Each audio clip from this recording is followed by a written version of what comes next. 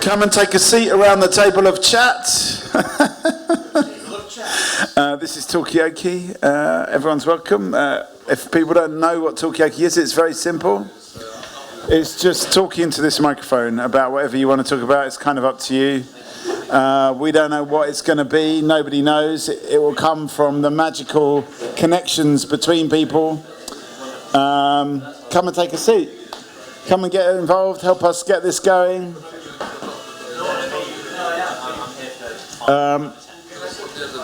For those who don't know, my name's Mikey. Let's find out who we've got around the table. What's your name? Danny. And? Asha. Danny, Asha. Chris Davies. Chris Ladies? Chris Ladies. Oh, okay. Okay. And John. John. Come and have a seat. Come and get involved in this. One more. Come and have a seat. Come and get involved in this. Yes, you can. You can do it. You don't have to say anything. You're a very talkative man. Come sit down. Okay. That's some sort of weird flirtatious tease, isn't it? In human psychology, that is the definition of like. If you think he's I'm here us. for a reason, and I'm here early, but you can't have me. My legs are open. Okay. Do we have a subject of what we want to talk about? Do you have a subject?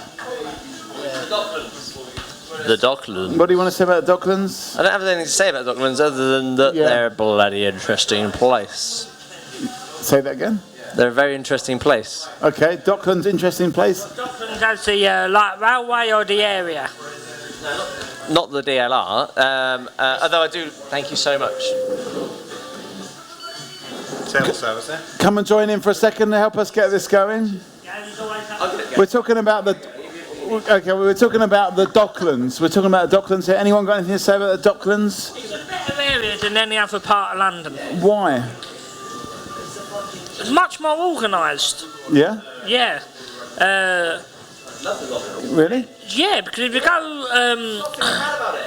if you go Hackney, Newham, South London, it's not. Yeah. It's very edgy. Where here, you can come here and be vibrant. Okay. Don't get it in any other part of London. Okay, so the edginess in other parts of London is preventing the vibrancy. Yeah. Okay. Oh, hold on.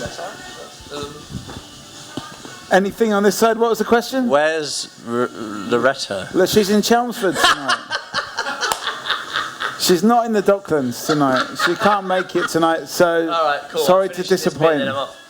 Sorry to disappoint. Loretta can't make it tonight. That's a shame. She sends her apologies. She is entertainment value, isn't she? She's such good. She's so smart. Okay, well, I think we're all entertainment value. That's the whole real point of Talkaoke. We are, but she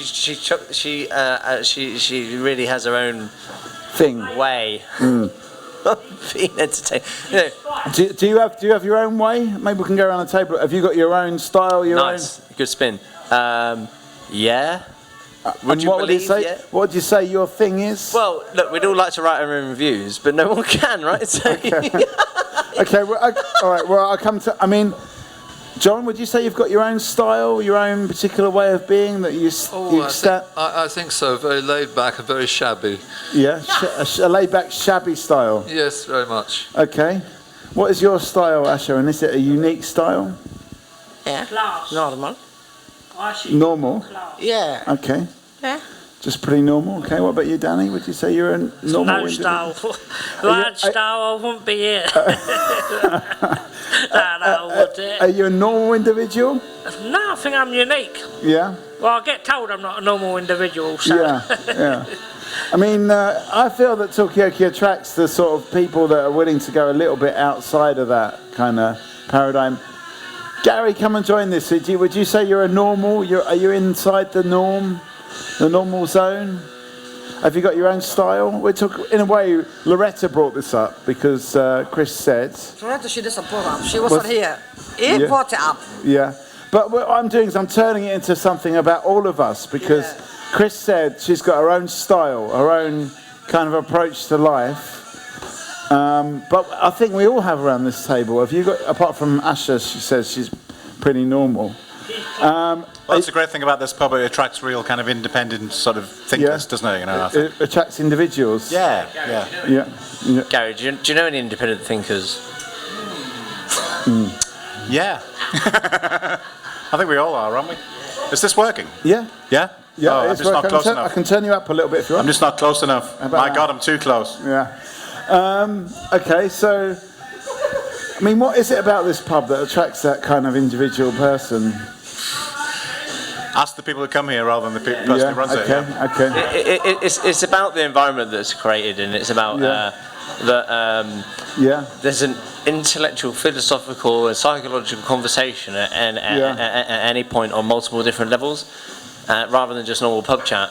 It's just fucking up, down, all around, and and crazily interesting for anyone intellectual. So I'm in. Okay, so it's about the something a bit intellectual about this pub. Do you agree? Yeah, this pub. Yeah. Well, this pub wouldn't be here without the amazing bar staff like Nick, Gary, Liz.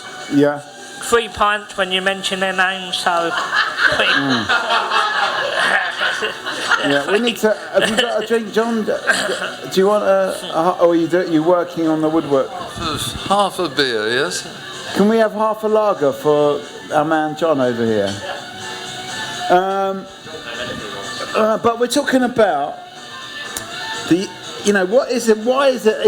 Is it the intellectual element that attracts you to this pub, Asha? It's a friendly. It's the friendliness. Friendliness and a good people. It's a good people. Yeah. And what would you say, Rick? Just. What would you say about this? What was your view on all of this? Or are you just like hooked to social He's doing media? his work.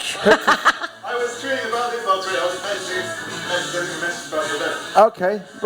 Okay. Well, that's good. We need more people. But do you think this pub attracts very individual people? That's what we're saying.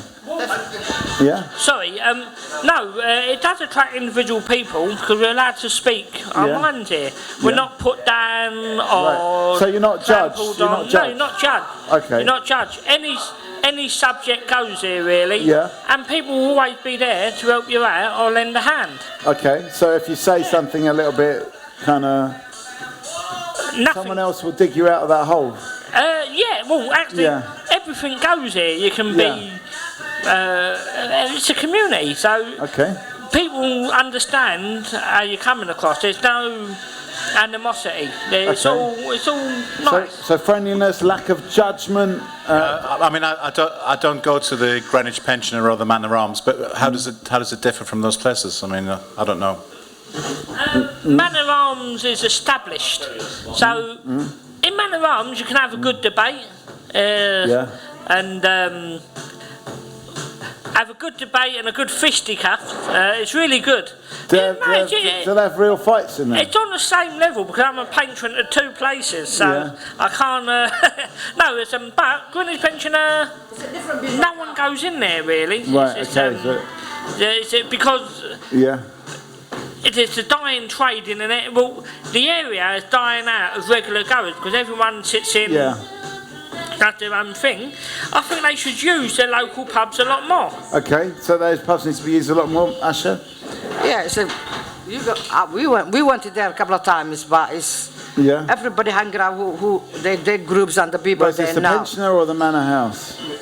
Bum daddies. No, one is the Christian one. Pensioner is all right. We went there, but here is anybody we don't even know. If we come in here, we welcome them, and they feel like the one of us. Okay, so it's very inclusive then. Yeah, and we have a bad people and we have a good people. It's alive. Yeah. Okay, we've got a new face to the table. It's our camera person tonight. What's your name? Rick. As it normally is. I knew that. What do you think about this pub? Do you go to pubs apart from this one? Yeah, I go to a few, but I don't go to pubs as often as I probably used to, I guess. Yeah. But, I like this pub. Yeah, I go to a few different pubs there. Yeah. But yeah, this one ranks up though. Welcome. We're talking about what makes this pub unique. What makes this pub a special pub? That's what we're talking about now. What makes this pub a special pub? That's what we're talking about at the moment. How's it compare with other pubs locally, such as the Manor House or the Greenwich? Come on, Chris. So, yeah. The DNA of any good pub is about the feeling that you get when you walk in, knowing that it's like a substitute group of friends and slash family, and that feeling resonates so vehemently through this pub. It's like it's incredibly strong. Yeah. So whenever I walk through, I just know that I can say anything I want. I can be in any mood I want, and everything's fine, and they're there for me. And that's beautiful. That's just fucking beautiful, mate. It's beautiful. Okay, so it's the friendliness and the acceptance as well. That's what I'm picking up there. That everybody is accepted in this pub. So no matter. But you know, in other pubs, there's like you have to be in a certain mood to be accepted. Right. Whereas in this pub, anything that's happened, you can just come here. It's almost like a part GP, a part psychology, it's part fucking dance floor, it's a part pub, it's part friends, it's part family. It's fucking got it all, mate. It's just incredible. Right. Okay. Can you get prescriptions here and stuff like that? Depends who comes in on that night. Right. So we're talking about.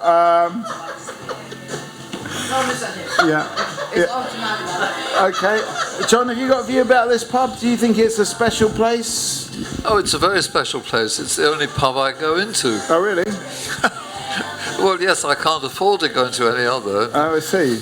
And it's getting a bit difficult to walk there. Yeah. It used to be difficult to walk back, but now it's getting there in the first place. Okay. Rick, do you come to this pub? Not as often as I should, actually. Yeah. I was actually thinking it's been a while since I came in here last, actually. Yeah. So. Okay, so we're talking about this pub. Come and join in. If you've got a view on it, it's a friendly pub. It's accepting. It's non-judgmental. I can't hear what you're saying from there. Come closer. Come and have a seat. Tell us your name. Liz. Yeah, and what are you saying? They do roast potatoes on Sundays. Oh, yeah. That's what makes it. And stew. Okay. You like your potatoes with a bit of poisoning, come here and have some. Yeah. A bit of cyanide to keep you alive. Well, it's interesting that we brought up poisons because apparently you can get any kind of prescription here as well on certain nights. That was a complete joke. You've taken what I said out of context there. Yes, I have. Shame on you. Yeah. Shame on you. Did you say this place is the medicine? It is the medicine. Okay, well, I mean, in a way, medicine. I know the GPs is not just about. It's not just about the medicine, is it? It's about the sense of being cared for, I suppose, as well. Which I think this is what I'm picking up. People are getting from this pub is that there's a sense of being cared for. There may not be actual prescriptions and treatments, but there's that sense of being cared for. Yeah, come here and be loved. Yeah? I mean, what do you think about that? You're actually performing a kind of... Gary. Apparently, that you're actually performing a kind of medical duty here, or medical service, yeah. Because Chris just said it's part GP. Well, it used to be a GP. Did it used to be a GP surgery? Okay, well, maybe you're picking up on the ghost of that, I don't know. Dr. Gary. Yeah. Dr. Gary. Gary. Do you see yourself as a kind of therapeutic practitioner? I think that's more Nick. Is it more Nick? Well, Nick, come and join. You've not said much. We're talking about the pub. Come and have a seat for a second. Come on, you can do it. Give him a round of applause.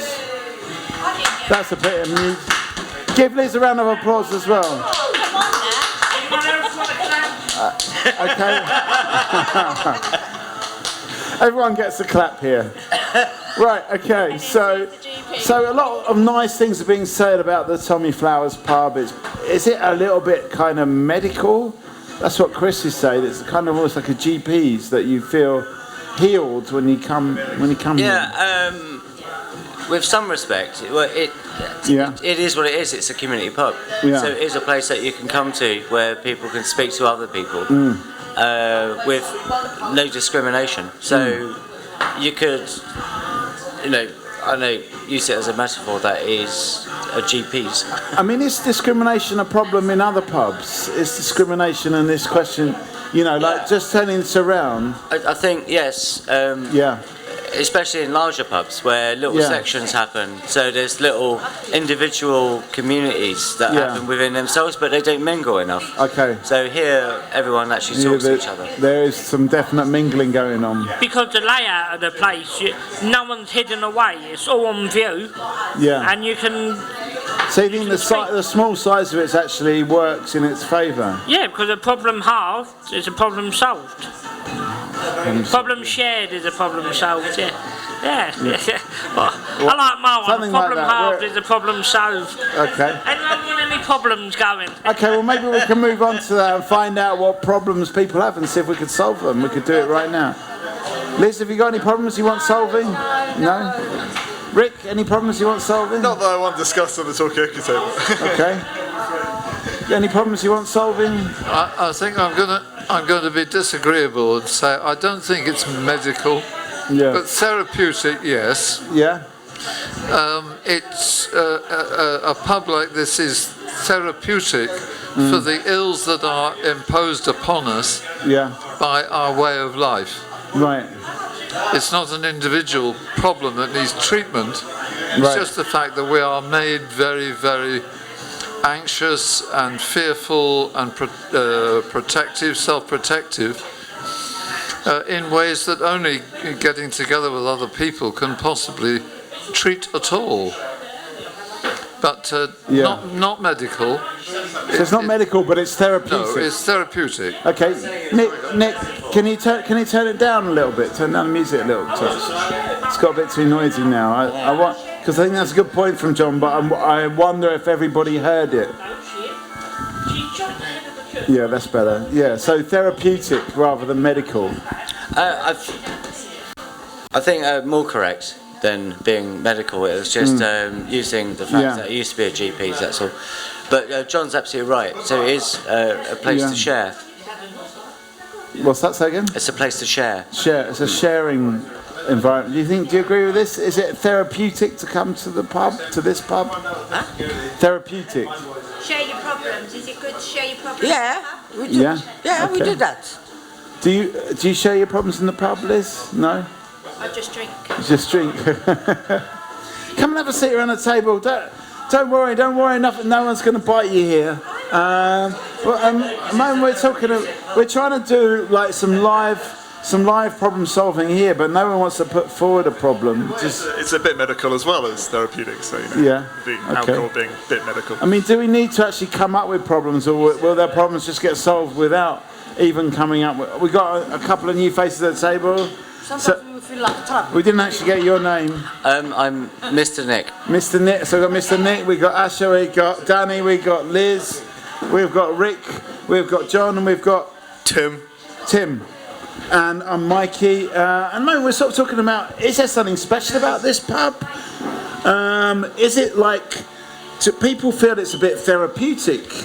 That they feel that they get something from it. Have you got something straight off there? Yes. I mean, last time I was part of this awesome Talkaoke, and we had the most depressing conversations, honestly. What was it about? Was I there? Was I hosting? Yeah. You were. The first one was drugs or something like that, and it got worse and worse. Can we have some happy topics today, mate? Okay. Honestly, I need some happy, man. Spread the happiness. We're talking about happiness today. We're talking about how this place gives people a lift. It does. But we're trying to work out what that is. Hello. We can have fun here, blessed. This have fun too. Yeah. It's not only problem sharing, so we can have fun and laugh. Yeah. Fun, even nothing. Breaking away from the problem. Yeah. And we escape the problem. Yeah. It's a place you can escape the problem. And okay, so you can kind of escape. We've got another new face to the table. What's your name? Hello, I'm Evie. Evie, we got John, we got Tim, we got, we didn't get your name. Naz. We got Naz, we got Mr. Nick, we got Asher, we got Danny, we got Liz and Rick and Mikey. And at the moment we're talking about, is this pub actually a special place? That's what everyone around the table is saying, that it's a kind of special place that is accepting, inclusive, non-judgmental, fun even. It is. And it's just nothing but love. Therapeutic, therapeutic. Nothing but love for this particular pub.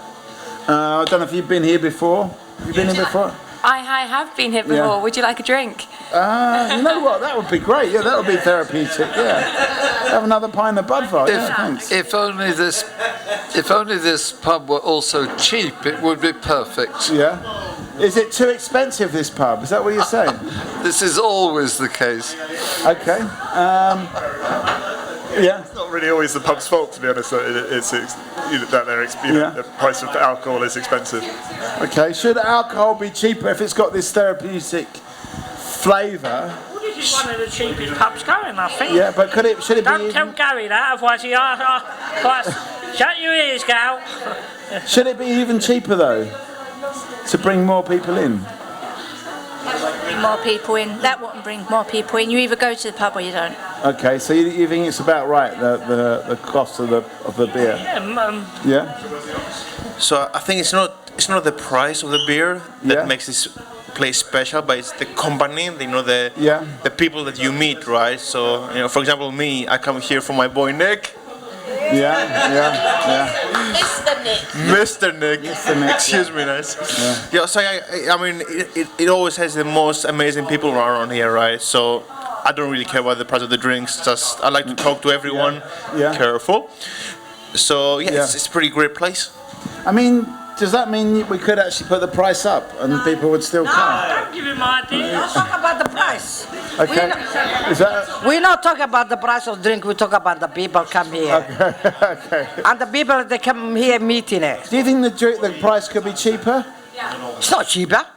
Could it be? Is it about right? It's not cheaper. It's a normal. It's not expensive. It's a normal. Okay.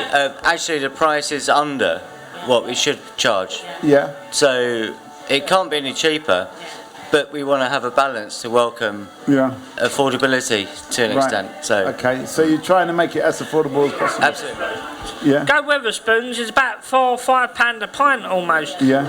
So you get them robbed. Here, you've got best beer, drink. Yeah.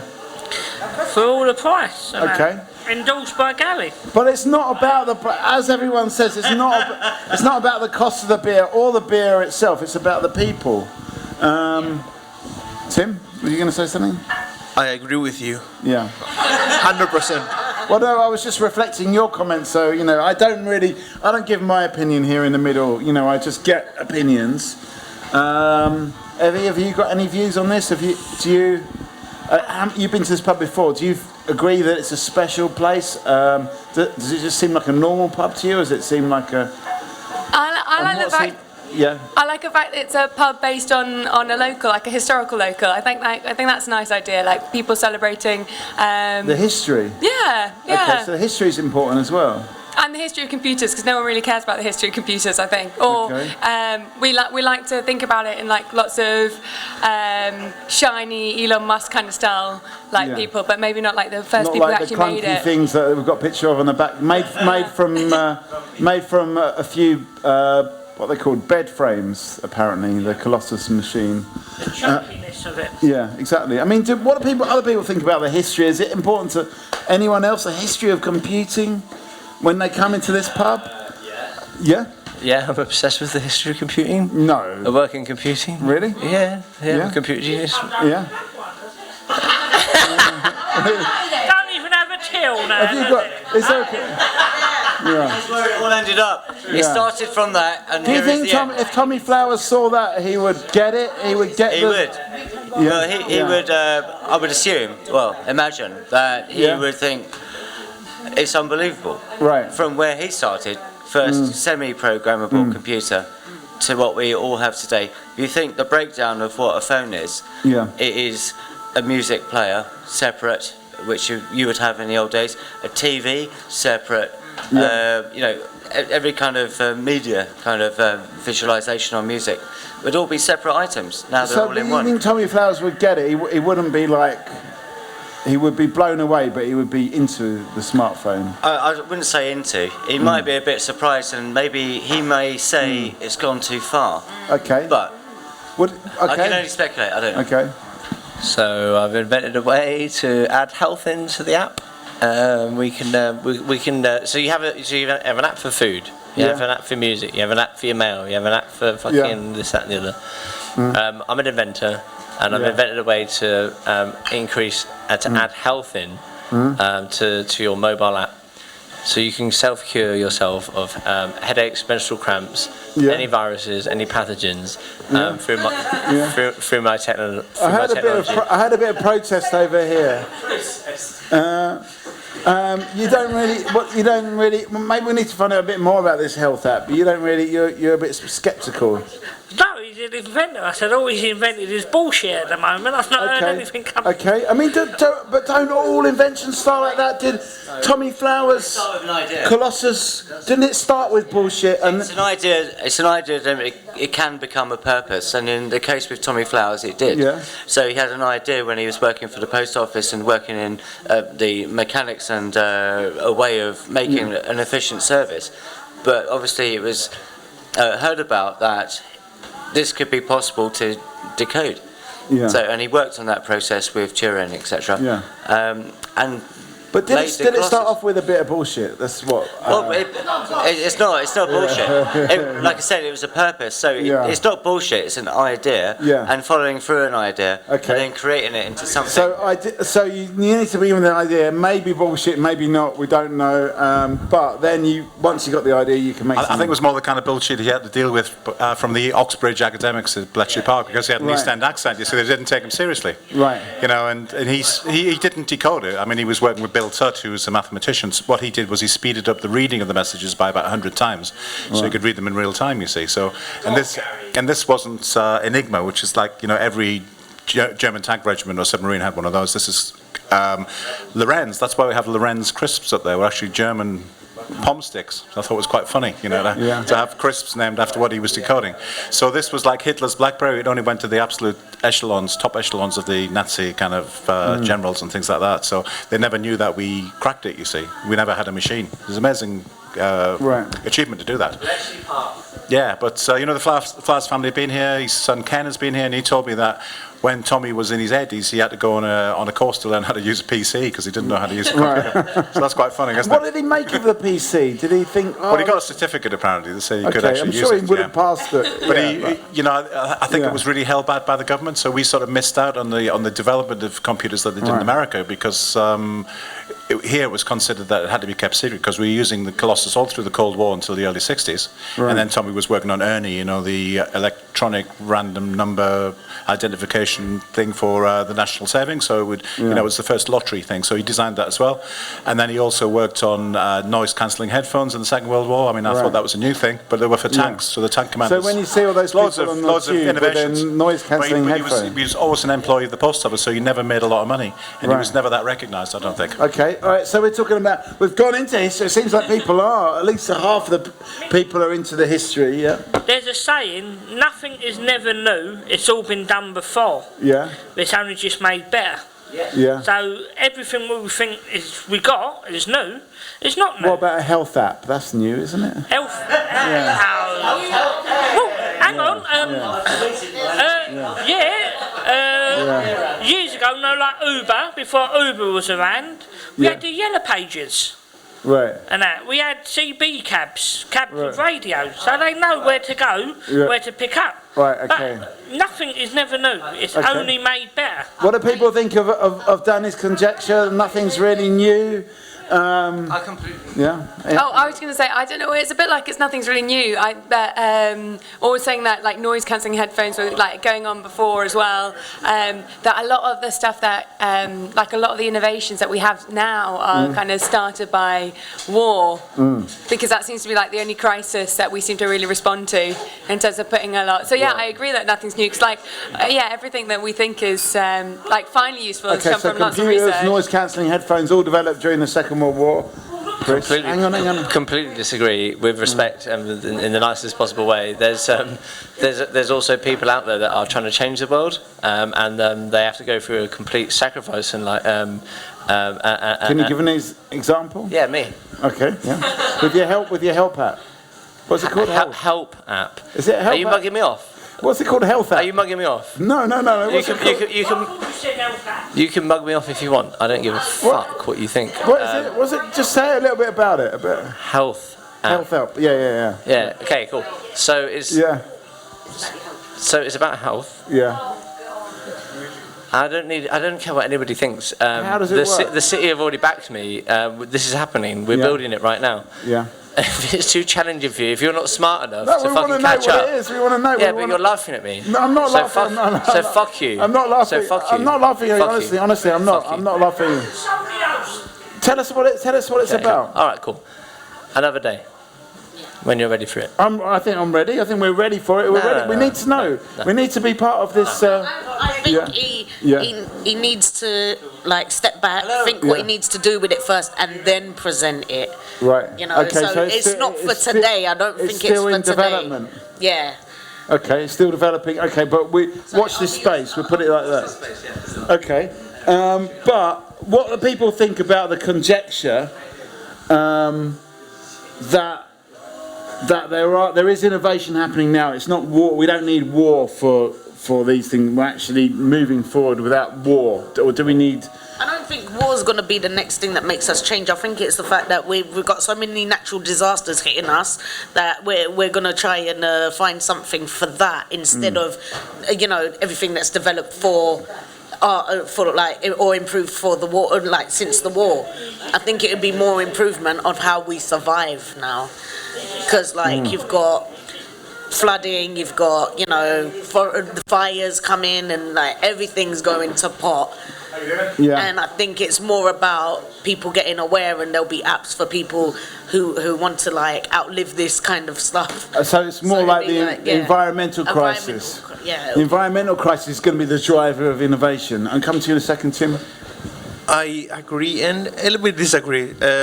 Okay, yes, environmental shit, but also there's actually countries that trying to provoke. So I think that they're also like being a part of big change, right?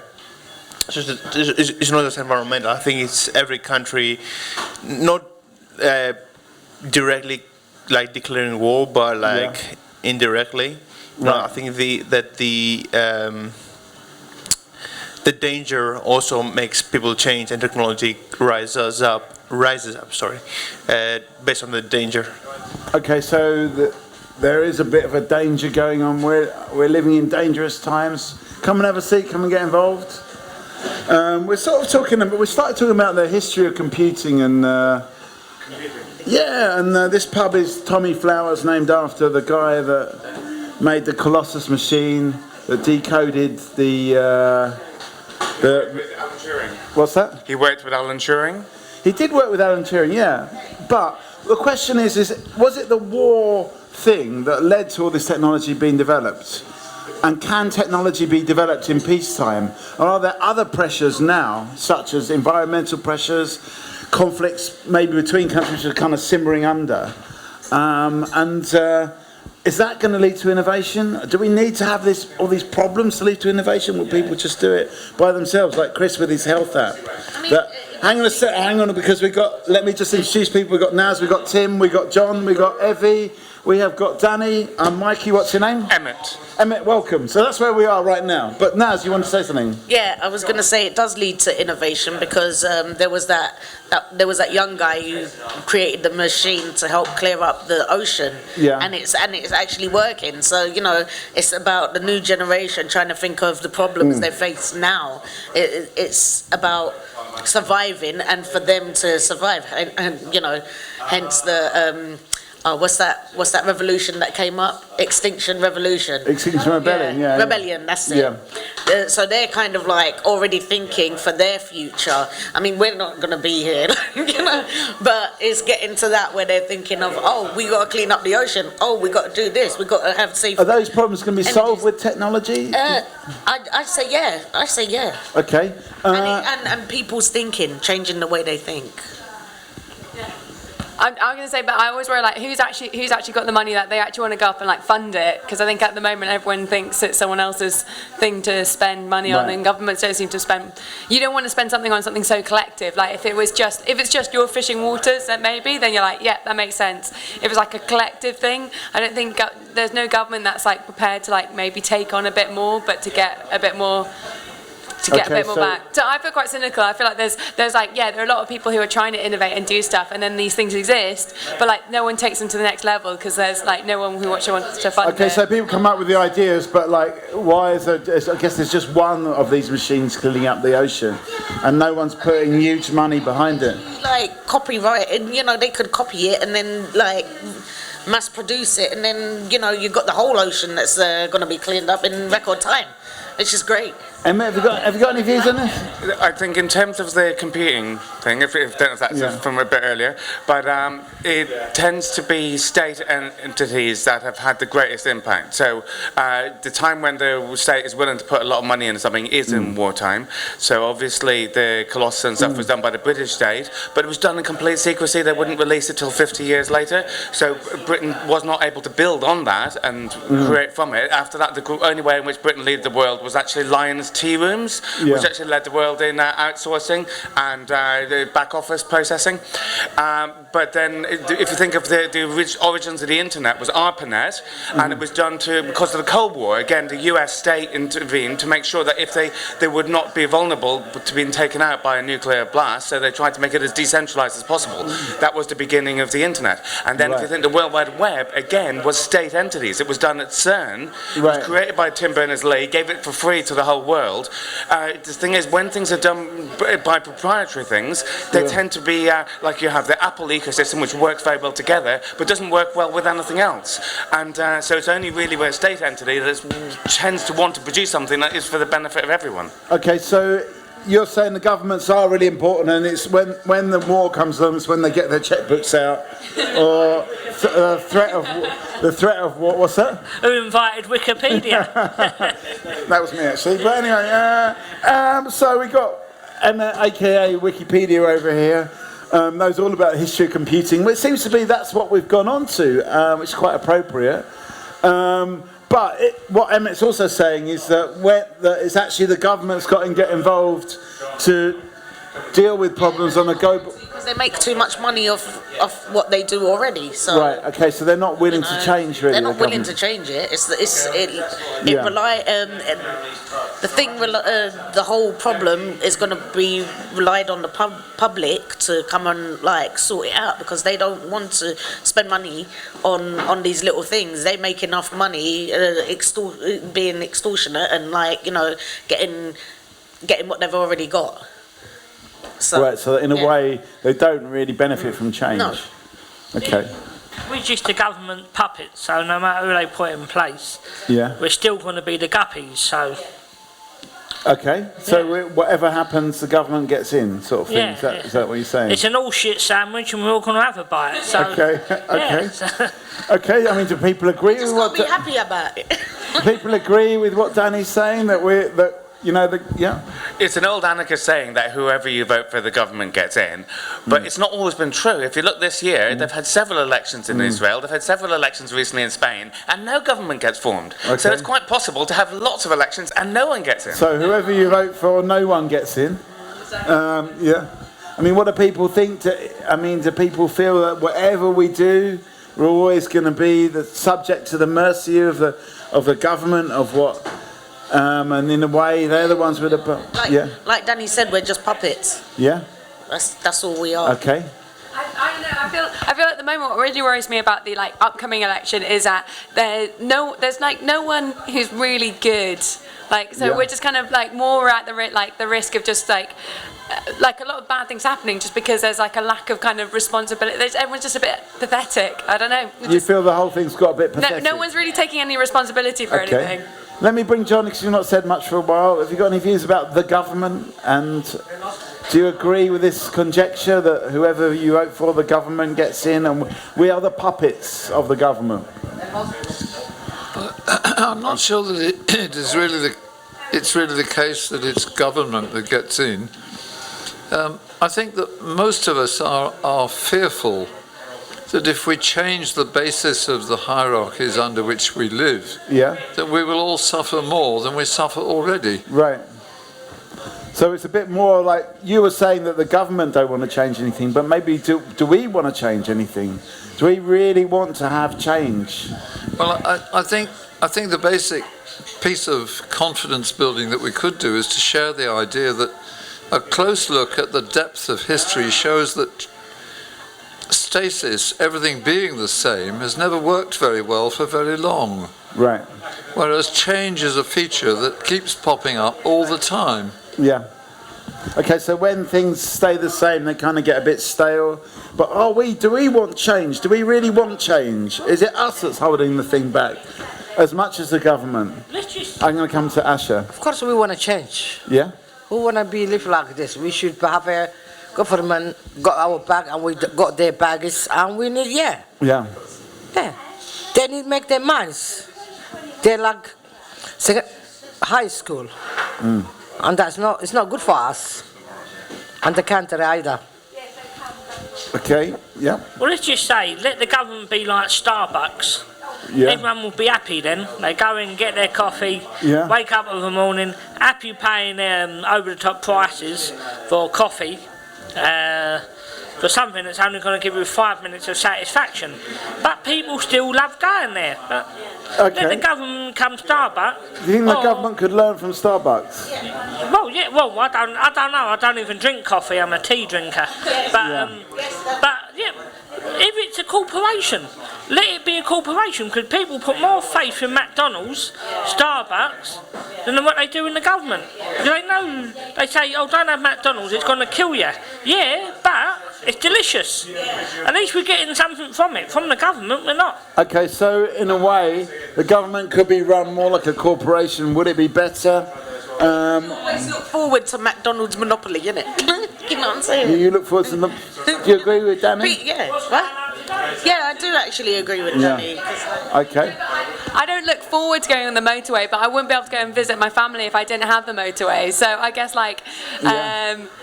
I don't know, maybe they need to make the motorways look better. I mean, or could they make do it a better a bit more better with the user experience of a motorway and all the government services? Yeah, but all the NHS, I guess, is I don't look forward to going to the doctor, but that's usually because there's something wrong with me. But I'm so glad that I can go and I don't have to pay. Could they make motorways? I don't know. I guess no one gets very excited about sewers on motorways. Maybe we should have more documentaries about how cool sewers are, in reality. Okay. But, yeah, I don't know if you can get people excited about that kind of thing. I'm not quite sure what the exact conjecture here is, but it's something like that we're kind of given up on this idea of wanting to change ourselves. We want governments to be more like Starbucks or McDonald's, more like retail outfits. Because we don't appreciate the products that the government give to us. We don't usually see in the same way that McDonald's or Starbucks, they're really clear products that we can see. We don't see what the government gives to us. Okay, Emmett? Can we have a PM to Joseph Bazalgette? Because before he came along, London was a cesspit basically, and everyone was living in the Joseph Bazalgette. And basically the cholera was killing loads and loads of people, and he built the sewer system. Right. And it's 150 was years that ago. the government that did it, or was it a private individual? No, it was the government that did it. There's no way a private individual will be able to do it. It was in the mid-19th century. So those sewers are coming to the end of their lives now. But it meant that London was able to grow by 1939. There was over 8 million people living here, and mostly not dying of cholera. And that's down to Sir Joseph Bazalgette. Well, someone else might have done it if he hadn't been, but he was the visionary who really created this, that designed the whole system. What does this say about government and about change? Well, I wanted to just mention, people were talking about what does government do, because you mentioned the NHS. Now, obviously, the NHS is something we often take for granted, but mostly young people, we seem to get along all right, really, because mostly when you're young, you do. the thing is, the older you get, the more likely you are to need it. And by the time you need it, if it's been sold off, if it's got American companies in trying to make money, if it's just insurance that only certain people have and other people don't, then it might be like a bit late to sort it out for taking care of your health when you need it. Is that why all the old people vote Labour? No, because the problem is the old people tend to be much more reliant on the media, the newspapers and the television, and young people mostly find their own media on the internet and create a wider source of things. Yeah, okay. I just wanted to follow on with the Basil jet, because is it his great-great-grandson who's responsible for Big Brother and a lot of these kind of... yeah, so they were saying that he was putting shit on the TV, whereas his great-great-grandfather was sorting it out underground, you see. Right.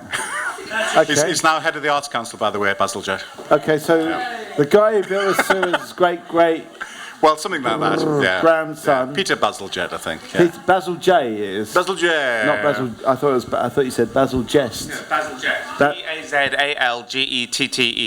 But I saw a brilliant picture of Frank Zappa, and he had this place with a mezzanine floor, and there was a toilet in the mezzanine floor, and the waste from the toilet went down into the television downstairs. Okay. Okay, right. So I don't know where to go with this conversation. Do we want to talk about the shit coming through our television? Do you want to talk about shit in general, the sewers? Are you off, John? Have you can give us a final thought? I think, unfortunately, and apologies to all, but I do have to go because I have something else to do. I think all the comments about Joseph Bazalgette, and I call him Bazalgette. Bazalgette, we've got a third pronunciation. I think there is, or there was by usage, a U in between the G and the E and the TTE. And that would make it, of course, a hard G. But there you are, I'm just an old-fashioned purist in that regard. So we'll take him as Joseph Bazalgette. He's always been one of my lifetime heroes, and I'm older than all of you, so most of my life, thanks to Joseph Bazalgette, has been lived free from shit. However, there are people who are now prominent and ascendant in the hierarchies, and we look like we're looking to a new period of immense shit, and I won't be sorry I'm leaving that. Thank you. So you think we're actually going to get a period of backwash from all of this?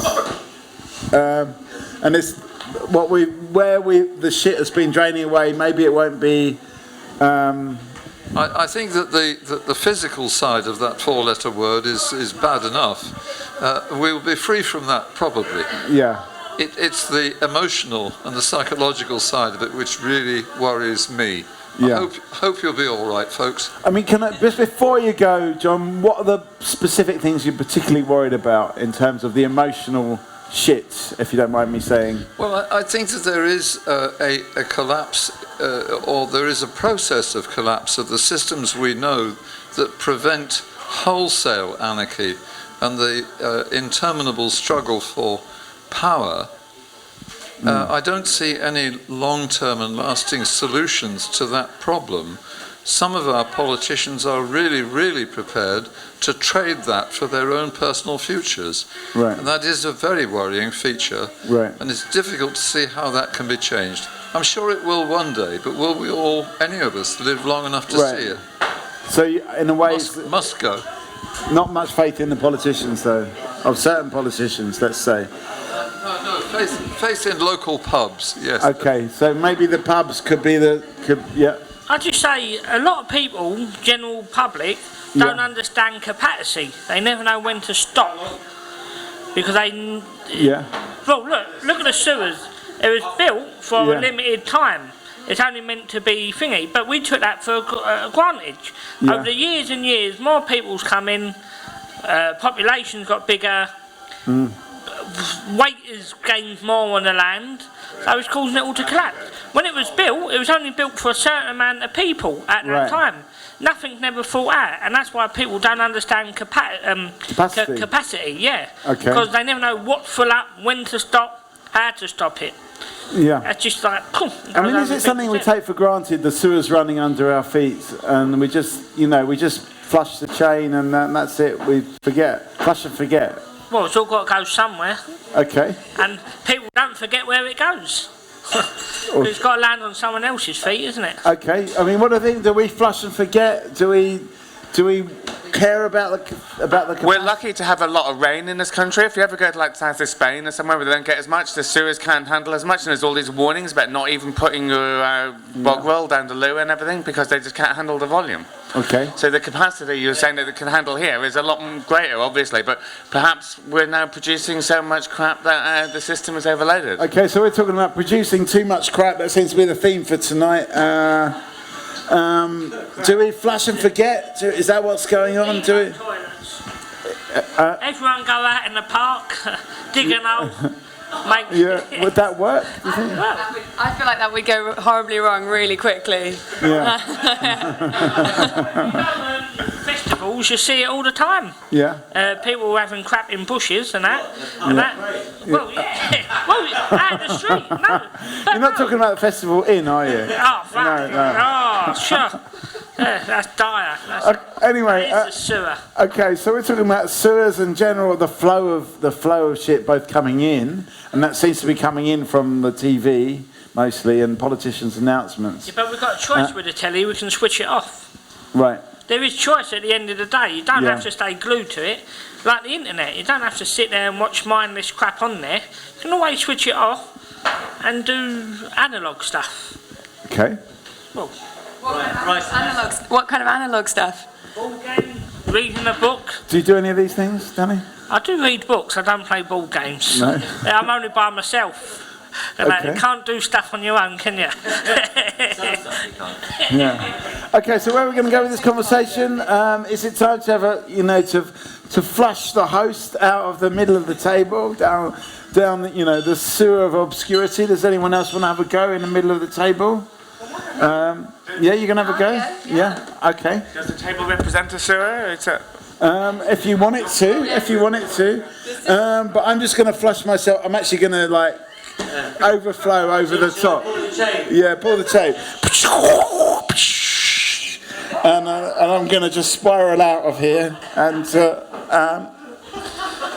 we're going to have a new floater in the bowl, so to speak. I bet you've never been introduced like that before, Evie. Amazing. So let's give Evie a big round of applause.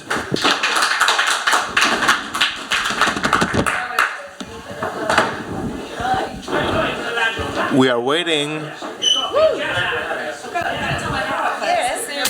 Take your time. Take your time. Is it Talkaoke? Is it professional wrestling? I don't know. Quick. Tick tock. Tick tock. Tick tock. Tick tock. Thank you. It's got a new headband. This is very fancy. It's all upgraded. It's already. Okay, like that. Oh, hello. Oh, yes. I'm slightly microphone down. Let's put that there. All right. Hello. I'm Evie. Very nice to meet you all. Because obviously, as soon as I get into the middle, I'll have officially forgotten everyone's name. So you're all new to me. I don't know anything about you. So I'm going to start off with a round of names. Emmett. Danny. Nick. Naz.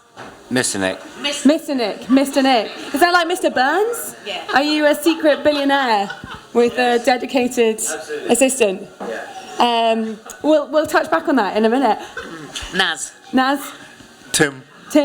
Mikey. And hello, I'm Evie. And who have we got? Some cheers over there. Drink first, otherwise it's bad luck. Some names at the bar as well. John? Tom. Then we've got Rick over here. And hello, a new person over here. What's your name? Alina. Yeah. My real name is Eleanor. That's rhyming. All right, guys. So we've been talking about toilets. We now have a fresh host, a new person. So have we got any fresh ideas? Some people, anything that has bothered people today? Any gripes? Harpic is a fresh idea to sewage. Harpic. Oh, so it's like a toilet clean. Can you explain what is Harpic? It's a toilet cleaner. What defines it as a toilet cleaner? Like what's notable about it? It doesn't smell very nice. Okay, so why? The lime scale. It's really good on lime scale. So would we recommend Harpic as a cleaning product? Like what are people's opinions? I find them weird. Like the ones that you stick on the side and there's like a plastic thing. Gel stuff. You mean the gel stuff that kind of sticks on the... the ceramic. Yeah, are there advantages? People seem to have opinions on this.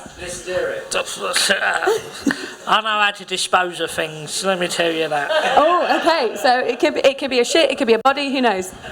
But I think in a way it's one of those things, it's a bit like what I think, well, you were saying about the NHS, it's only a problem when it stops working. Do you know what I mean? And it's the same with your health. You sort of like, when it's all working fine, including your digestive health for that matter, then you just don't worry about it. You just flush and forget, as I said in the middle of the table. But it's when you need to fix it, that's when it suddenly becomes an emergency and you start to think about it. Because I don't think we think about the sewers flowing under our feet. We don't think about the plumbing. We don't think about all of the problems that are going to hit us one day. I'll go here and there. We don't think about the things we don't see. That's all. Yeah. Okay. So we don't think about the things we don't see. You've got a point here. I think at our age we don't really care. Okay, I think between us, right, that we all know where the shit goes, right? We don't care because we know that nothing will ever change. So we just let it slide. You know what I mean? Pun intended. Okay, so we let things slide. I'm curious, do people think, what other kind of things in your life do you think are sort of creeping in your shadows, things that you don't think about until they go wrong? Like, what are the things that you appreciate? Well, no, this is another one about this, because when you go to, you're talking about festivals, when you go to a festival, suddenly everyone's thinking about it because the toilets become an issue because there's not enough of them and they're really gross. So then it suddenly becomes something to think about. And then, when you do Talkaoke in a festival, it's a really good, fun environment. But toilets always come up in festivals because, people never, they don't get capacity anymore. And that's when injuries happen, shit happens, everything. Yeah, no, injuries. But like what other kind of things? When there's a maximum, people think, oh yeah, we can add more to it. But it's called maximum for a reason. There's no stoppage. It's always. Talking about a maximum in a toilet. No, just capacity. Kind of like maybe like a tipping point. Maybe like we feel like we're reaching along tipping point. Quick question, guys. What do you do with your toilets?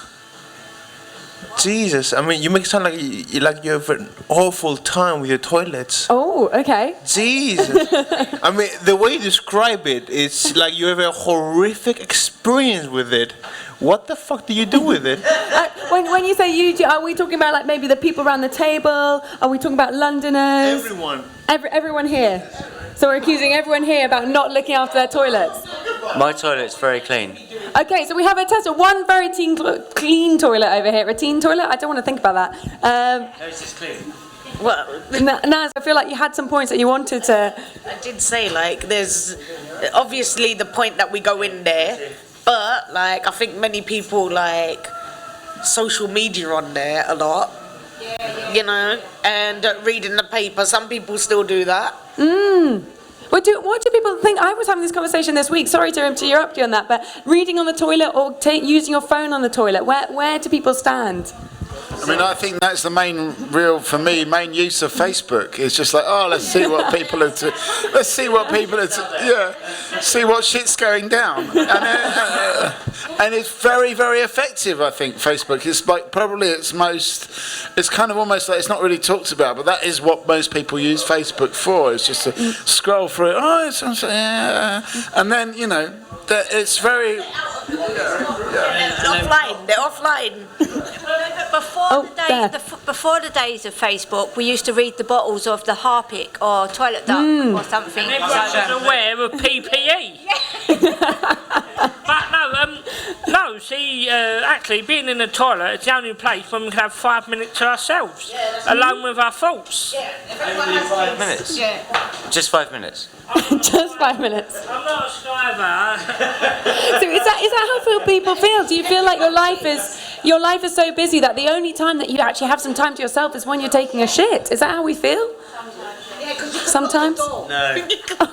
Oh, okay, so you can lock the door. So maybe we have a need to be able to like make ourselves private. We have a new person at the table. Can you introduce yourselves? Yes, I'm Akbal. Akbal, welcome. We're just talking about whether is toilet time important to you. Some people have said it's precious to them. It's an important moment of their day. It's vital. Why is it vital to you? Yeah, it's a bodily function. But yeah, I think it's quite nice to have that little bit of relaxation time. Yeah. And I even take longer to go just a wee. I will sit in there deliberately for at least 10 to 15 minutes. I mean, right, I agree with Liz, like, and even at work, you just take your sweet time, you know, use your phone, go watch a video, play a game on your phone, you don't really use the toilet, just you use the toilet for like half a minute and then like 20 more minutes just relaxing. So we definitely have quite a lot of like technology toilet users. I'm curious, Amit, are you a technology toilet user? What are your thoughts on this? Well, I'm fortunate that I don't have young kids, so I can manage to have a moment to myself at other times. But I do find I do a lot of my clearest thinking on the toilet. For some reason, a lot of the blockages just go and everything is clear and apparent. And a lot of people read magazines or books on the toilet, but maybe we could be using our toilet time more productively. We could actually be writing novels when we're on the toilet. And then we can imagine the quality of the literature would improve so much. So are we wasting our time on the toilet? Could that be time that we could be using more productively? Has anybody experienced a Japanese toilet? Because you can program the seat to be certain temperatures and lots of water jets you can have, and you also have pop music playing as well. And lights and colours and to set the mood. I've got one. You have a light up singing toilet? No, it's not really. It does light up, and it's the jet, like the water jets, and it has a massage feature and all sorts of stuff. You press massage. Doesn't really do anything. It's the water. Oh, it's the water. I was going to say, what is doing the massaging? The water. It's a jet, and yeah, it's got a dryer and things like that as well. So you can sit on there for ages if you want. So, do you think like is this something that people aspire to, but maybe buying an all singing, dancing toilet? I don't know. Where do we want to take this? Are we thinking about? I only decided to buy one after I'd been to Japan. Oh. And I was redoing the loo downstairs anyway, and it's only a little tiny like cupboard, but I just thought, okay, I will spend an outrageous amount of money on one of those because I felt like it, and it's brilliant. Once you've used one, you definitely don't want to go back to a regular toilet. I've got a regular ones upstairs, but I'm not going to use that.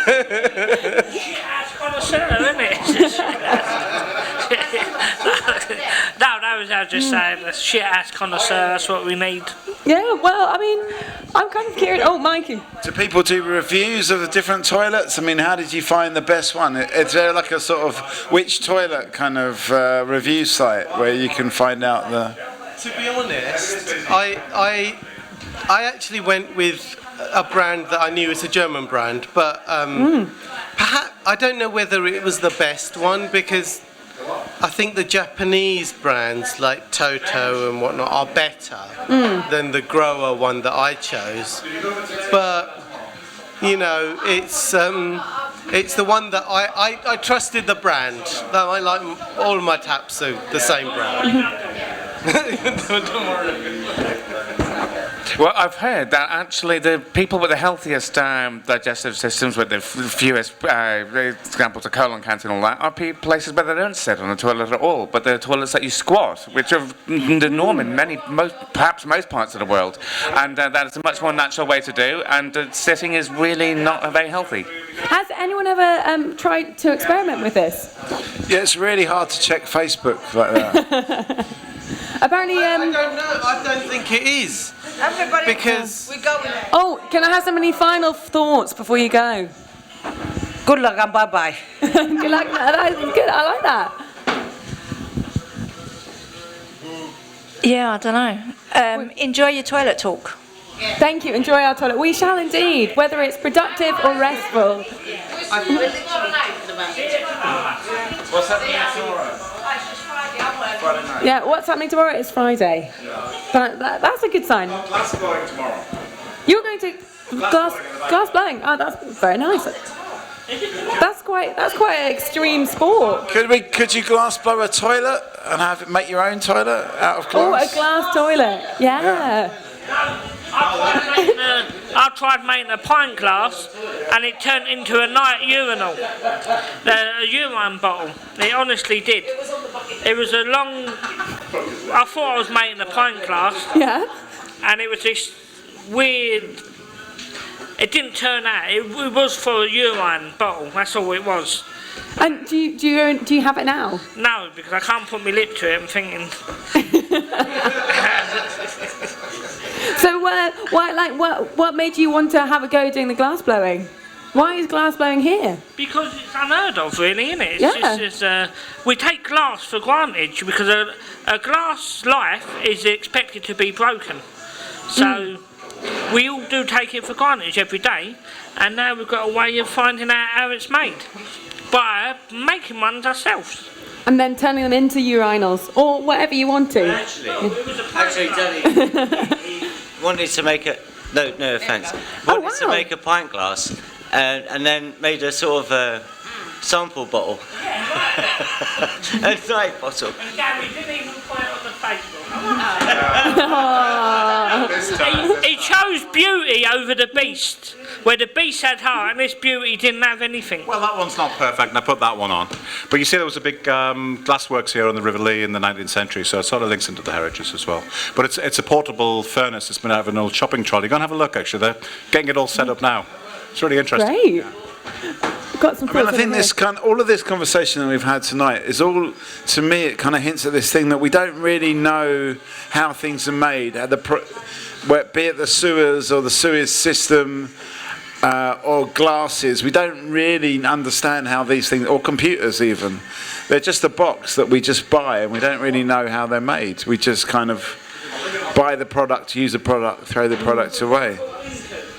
It's what we've been brought into, really. We just get given stuff and we don't know the background of. And that's why we do take things for granted. Look, everything's a throwaway culture now. You break a bike, you get a new one. And that, no one don't even think to replace the frame, the wheels. It just gets chucked away. Yeah, so it would be nice to have a bit of knowledge to where things come from. Do you think that glass blowing, it helps you, like it's giving you like an idea that you can learn more about how things are made and... Yeah, because glass is more precious now. You don't just go chucking it in a sink, and because it takes man hours, and glass like this takes about an hour to make. Something like this, 40 minutes the minimum, but an hour the most to make. So. Okay, so we're kind of like 2 hours. We're kind of sort of thinking about, we want to understand things a bit more. We want to maybe make some more things, or like understand how things work.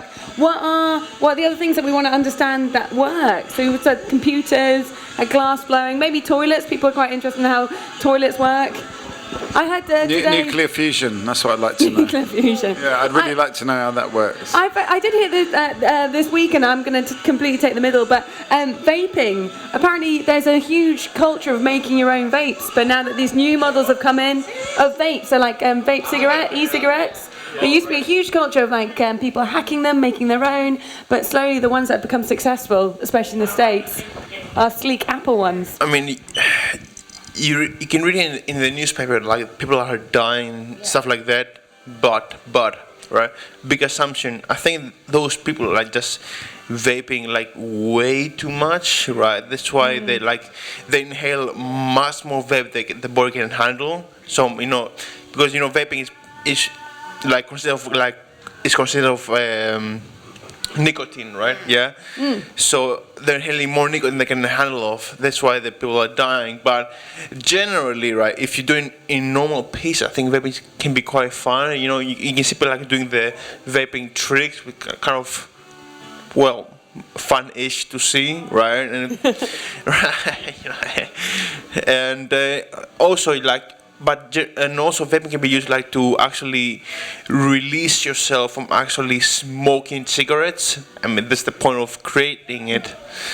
But yeah. Yeah. I'm going to go here and then here. So the people that have died in the States as a result of vaping have usually been vaping marijuana rather than nicotine. And the reason... No, because it's not oil, it's not water soluble. Has to be, you have to use oils. And when you're essentially vaporizing an oil, you're burning an oil, it's becoming lots of different compounds, as opposed to with nicotine, it's water vapor and nicotine as a molecule. So they don't really know what collection of compounds is causing this problem with these people, but it's almost exclusively people that have used marijuana type things, and they've also been, some of them have been manufactured on very small scales in homes and things like that as well. So, yeah, it's just a difficult one to actually vape because it's not water soluble. It's not a single molecule either, you see, so it's different. Yeah, because Naz, you had a point about vaping earlier. Yeah, I just find it disappointing when you smell that it smells like a bakery around the corner, and like, and you turn around and there's a person vaping, and you're like, what? So do you get vapes that smell like fresh bread? Like you get the ones that smell like cookies and stuff, and you're like, hang about, where's the bakery? And then like it's just some dude smoking a vape. I'm gonna go here quickly and then here. Yeah, I just wanted to introduce John and Tom, the glass blowers. And what I'm really interested in is something you can't digitise. It's been the same for about 2,000 years, and I love that. You know? Oh, okay. Welcome, John and Tom. We've just been talking about making things. As you two people who make things, we sort of got onto vaping as well, and talking about, I think, from the hacking culture of vaping to whether we think it's a good idea or not. So that's kind of where we are. But Talkaoke, it's like a big circle of chat, so we can all talk. I'm going to go over here and then over here. I mean, now that you said it, I think it's kind of like a good idea to vape depending on your reason, right? If your reason is to like reduce smoking, it is a good idea to vape, right? Yeah, but if your purpose is just to vape for the vape reasons, it might be bad. Okay, so something, it should only ever be a replacement. What do we think? I think that you were saying that it's mostly people who are trying to vape cannabis, and I think the thing that's actually done them damage is not the cannabis itself, it's vitamin E acetate they've been using for that. Now, vitamin E is normally really good for you, but that's because you take it in oil form. It's not meant for your lungs, it's not meant as a vapor.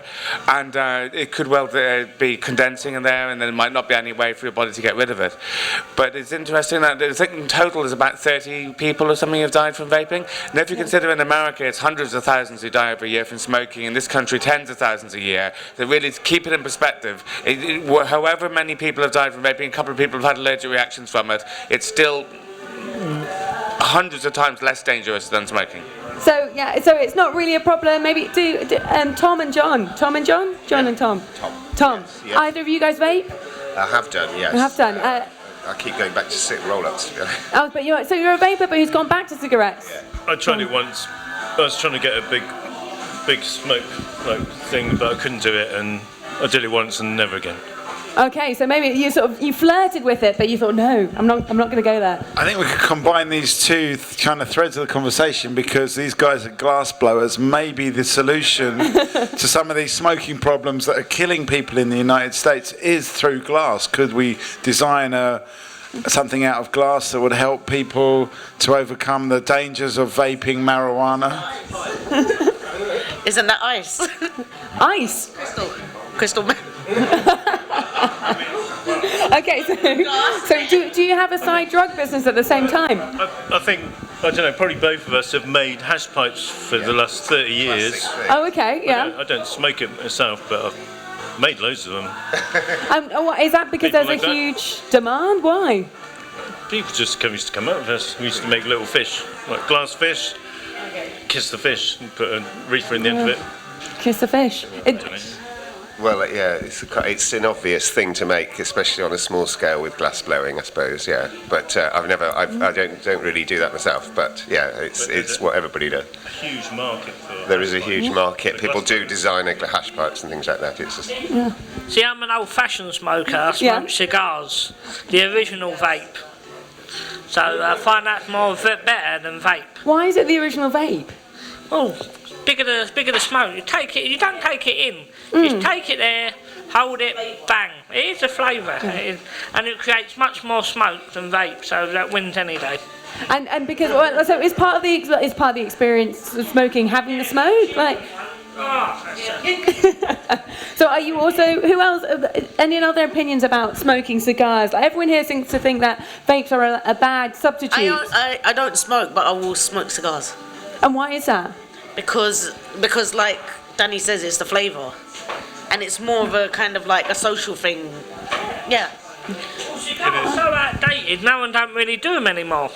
Okay, so you think like maybe it's a bit of like tobacco heritage. That's why should we keep them alive? Hello, we've got some new people joined us. Hello, can you feel free to join the table of chat? This is Talkaoke. You might have seen it before. Can you tell us your names, please? My name's Anne. Anne. And Ken. Ken. Anne and Ken. We've got the chairs there. Okay. We've got a better chair for you. Excellent. So, guys, we've been talking about making things. We have two people who make glass things, glass pipes, glass cups. I'm going to say glass. Almond holders. I don't know. What could that be? We've been talking about smoking, about different types of smoking. We have some people who think that maybe tobacco, like it should be something that should be enjoyed rarely, like a cigar. Maybe vaping's a bit naff. We don't like it. What are people's thoughts? Well, I mean, I don't want to bring the conversation down, but smoking does give you cancer, and there's a friend of mine that's actually got cancer at the moment, and he's a medical doctor. It's not like he didn't know what he was getting into. Well, he's not a medical doctor. He qualified as a medical doctor. But people still smoke, and they still do it, even though they know that I don't think it's not people don't know the risk. They know the risk. They just think it's never going to happen to them.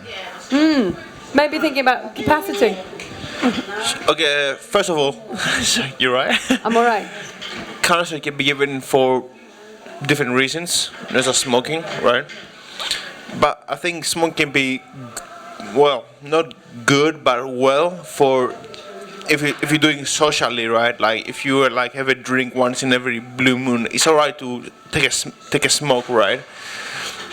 But yeah, if you smoke like 26 per day, it might be bad. Yeah, it might cause you cancer, but the cancer you're talking about can be from different reasons, right? It can be for genetically, it can be for smoking or another reason. Okay, so people might have different reasons why they come to this. I think we've got quite a few new faces around the table though, so I'm just going to do a quick round of names whilst we maybe have a think about where we want to take the conversation. Emmett. Danny. John. Tom. Naz. Tim. Anne. Akbal. Mikey.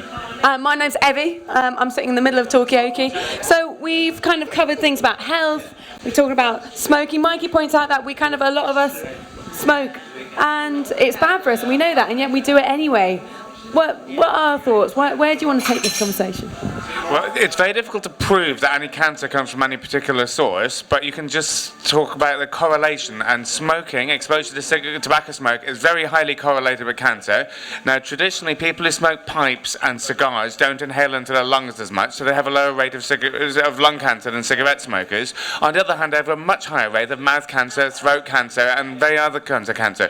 But on the whole, the big difference between vaping and smoking is that smoking you have all the hydrocarbons, all the tar, all those things that you don't get with vaping. You just get the nicotine. So you can still have increased risk of heart disease from nicotine, but mostly not lung cancer, not COPD, and it's a lot safer.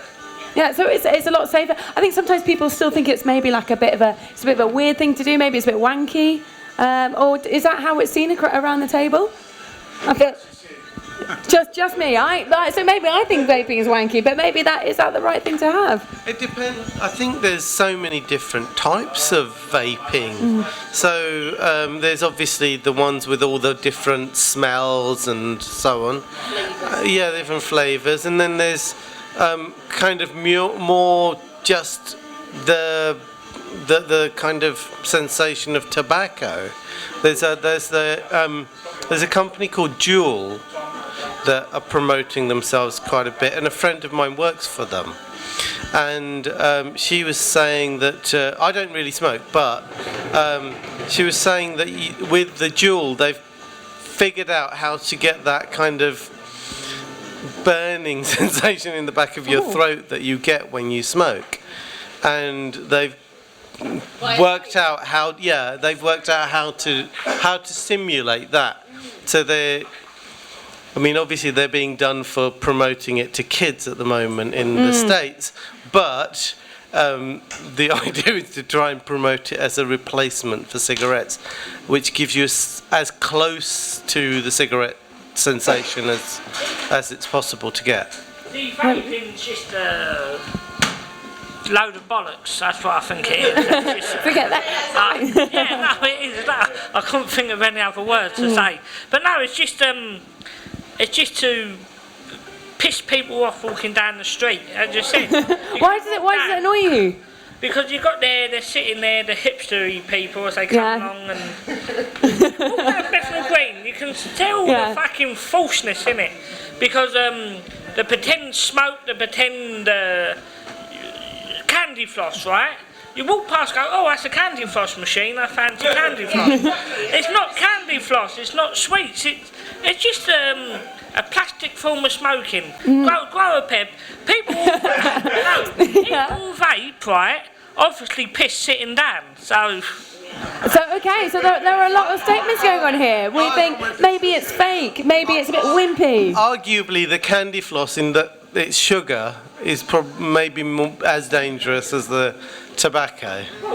sugar-free, but Okay, so there might be a danger that you're promoting craving something sweet. We've got Mike over here. I actually totally disagree with you. Maybe it's because I'm more on the hipster side. I don't know, but I'm not a hipster. But I think it's a brilliant invention, and it stops people from getting cancer. I mean, what? Why are people? Not everybody doing it. Nothing's ever going to stop you getting cancer. You're going to get it. You're going to get it. Yeah, but you might be. I'm going to be. You might be more likely. You might be less likely smoking Juul. Does that not make it a better thing? I've known people who have been vegetarian, lived the most God-honest life, and they've got cancer, right? They've got it. And I've known people that's lived the most baddest life going, smoked every day, drunk every day, made love every day, and that. Well, that's very healthy. Yeah, but they've lived life without getting a speck of it. So it's roulette. Whatever number's up, your number's up, your number's up. So, okay, so we think maybe actually what we do doesn't really matter so much. There's quite a lot of predetermined fate going on. I think there's a genetic component to all of this, obviously, and then clearly if the cigarettes help to kill off all those poorly genetics. We are what we are. We're what we've become. We was fish, monkeys, now we're us. Supposedly, if you're Christian, I'm Catholic, but I've been thrown to the Darwin side. But no, we are at a top limit, and we can't evolve anymore. And that's why we're getting all these cancers and these genetics and. I'm gonna pause there because we've got a response. I disagree with you again, Danny. I think we can still evolve. I think we are evolving. We're evolving. Brains are getting smaller as our phones are getting smarter. That's definitely evolution because we don't need that. But going back to your thing about roulette, like it is a roulette wheel, but if you don't smoke, then you're just spinning it once. If you do smoke, you're spinning it 10 times a day. So it's like more spins, so you're more likely to get cancer. And I think we can evolve and move on and start vaping instead of smoking. Okay, so maybe vaping is like a evolvement. Smoking is not going to be good for you ever. It's a silly thing to do. vaping as a substitute is a good thing, but starting either of them is stupid in the first place. But So you think it's nice to smoke. Cheaper is better? I don't think this vaping's good, unless it's going to stop you from smoking. I'm trying to think of the guy who writes the best known quitting smoking book, and I can't remember his name. Right, so the only time I successfully, I keep giving up and starting again, and once I used vaping, but he says don't replace it with something because it's just another addiction, but giving up completely, I know how fantastic you feel when you give up completely, do you know what I mean? And they have to do that without replacing it with something else, because you're just replacing it with another addiction, so that tells you, doesn't it, if you give up when you feel bloody brilliant. I'm going to swing over here. I've got maybe some thoughts over here, possibly. I can. Well, I've got a good story to tell you about smoking. 10 years ago, I used to smoke 40, 50, 60, 80 fags a day. All depends on the money and how I felt, to be honest. I better hold it because I'll be here a long time, I think. Anyway, I used to get a lot of chest infections and always ill, in that hospital. And once I was rushed to hospital, he rushed me to hospital. I was very ill and I ended up in a coma. And I had COPD and I caught pneumonia with it. And I nearly died 4 times within a couple of weeks. 3 weeks altogether. Well, I was in it 3 weeks altogether, but in intensive care. And I've never smoked since. And I would never vape either, because I can't stand all that smoke about me now, so I would never vape. And I'm suffering now through smoking since I was about 12. So smoking's not good for you, But everybody has cancer in them. I've had cancer as well, and that's after I stopped smoking. In the kidneys I had it, one kidney, and I've still got shadows now. But I'm still here to tell the tale. That's the way I see it. And I'm not supposed to drink either. But I've just had this one because he's got no J2O. Your fault, yeah. So that's I could tell you a lot more, but that's my story when it's to do with smoking. So there you go. Thank you for sharing as well. I think it's a round of applause is needed. So whoever speaks next, I think you've got a hard act to follow. That's all I'm going to say. But it does seem like it does affect everyone in different ways, and it was interesting. We were talking about it's a roulette, but maybe it increases your chances.